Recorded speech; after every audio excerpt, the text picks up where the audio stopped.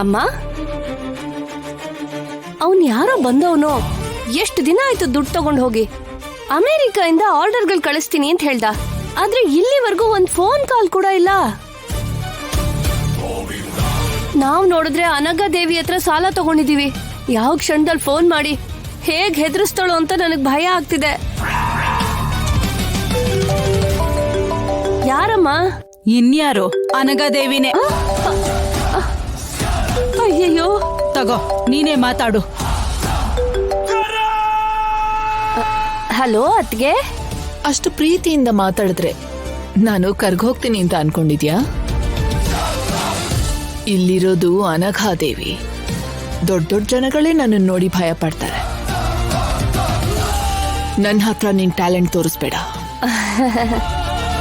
ಉಪ್ಪಿನಕಾಯಿ ವ್ಯಾಪಾರ ಅಂತ ಹೇಳಿ ನನ್ನ ಹತ್ರ 10 ಲಕ್ಷ ದುಡ್ಡು ತಗೊಂಡಿದ್ಯಾ. ಇವತ್ತಿನವರೆಗೂ 1 ರೂಪಾಯಿನೂ ವಾಪಸ್ ಕೊಟ್ಟಿಲ್ಲ. ಯಾವಾಗ ವಾಪಸ್ ಕೊಡ್ತೀಯಾ? ಕೊಡ್ತೀನಿ ಅತ್ಗೆ. ನನಗ್ ಸ್ವಲ್ಪ ದುಡ್ಡು ಬರೋದಿದೆ. ಅದ್ ಹಾಗೆ ಬರ್ತಿದ್ದ ಹಾಗೆ ನಾನು ಹೀಗ್ ತಂದ್ಕೊಟ್ಬಿಡ್ತೀನಿ. ಊರ್ನಲ್ಲಿ ಇಟ್ಕೊಡ್ತೀನಿ. ಕತೆಗಳು ಹೇಳ್ಬೇಡ. ಆದಷ್ಟು ಬೇಗ ದುಡ್ಡು ಅರೇಂಜ್ ಮಾಡು. ಇಲ್ಲ ಅಂದ್ರೆ ನೀನ್ ಆ ಮನೆಯವ್ರಿಗೆ ಮಾಡಿರೋ ದ್ರೋಹನೆಲ್ಲ ನಾನ್ ಬಯಲ್ ಮಾಡ್ಬೇಕಾಗತ್ತೆ. ಅಯ್ಯಯ್ಯೋ ಅತ್ಗೆ, ಬೇಡ ಅತ್ಗೆ. ನೀವ್ ಆತ್ರ ಪಟ್ಟು ಅಂತ ಕೆಲ್ಸ ಮಾತ್ರ ಮಾಡಕ್ ಹೋಗ್ಬೇಡಿ. ನಾನು ಹೇಗಾದ್ರೂ ಮಾಡಿ ದುಡ್ಡು ಅಡ್ಜಸ್ಟ್ ಮಾಡ್ತೀನಿ.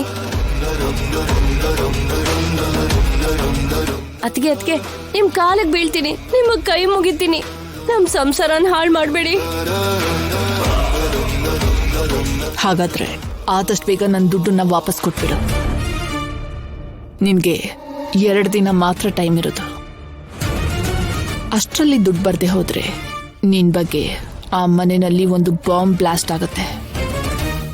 ಅತ್ಗೆ ಅತ್ಗೆ ಅತ್ಗೆ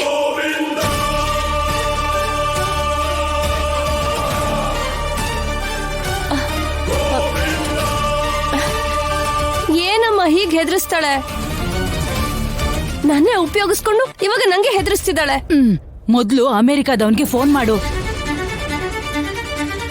ಆರ್ಡರ್ ಕೊಡಿಸ್ತೀನಿ ಅಂತ ಹೇಳಿದ್ನಲ್ಲ, ಏನಾಯ್ತು ಅಂತ ಕೇಳು. ಅಯ್ಯೋ ದೇವ್ರೆ, ಈಗ ನನಗೆ ಫೋನ್ ಮಾಡ್ತಾರ ಇದ್ದಾರೆ. ನಾನು ಇಲ್ಲಿಂದ ಪ್ಲೇಸ್ ಚೇಂಜ್ ಮಾಡಲೇಬೇಕು.